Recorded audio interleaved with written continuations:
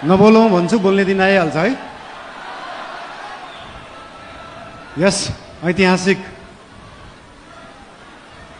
राष्ट्रिय स्वतन्त्र पार्टीको पहिलो महाधिवेशनमा उपस्थित पार्टीका सभापति रवि लामिछानेज्यू, विशेष अतिथिका रूपमा आउनुभएका पूर्व प्रधानमन्त्रीज्यू, प्रमुख प्रतिपक्षीय दलका सभापतिज्यू तथा सम्पूर्ण विशिष्ट अतिथिहरू, पार्टीका पदाधिकारीहरू, मन्त्रीगणहरू, सांसदज्यूहरू तथा उपस्थित सम्पूर्ण देशप्रेमी, राष्ट्रिय स्वतन्त्र पार्टी प्रेमी सबैलाई हार्दिक शुभकामना दिन चाहन्छु।